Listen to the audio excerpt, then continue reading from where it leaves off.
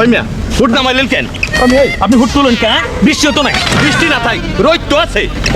আপনি কি মাই মানুষ নাকি নিয়ে যে হুট তুলতে হইব? কথাবার্তা ঠিক করে কইন মিয়া। হ্যাঁ আমার খুশি আমি হুট তুলে যাবো। হ্যাঁ টাকা দিয়ে রিক্সা উঠছি না।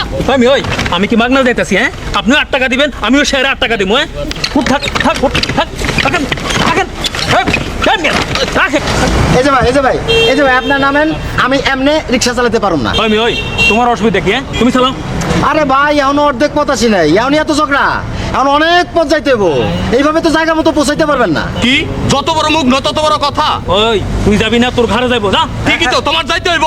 তা না গেলে কি করবেন? জোর করে লয়ে যাবো।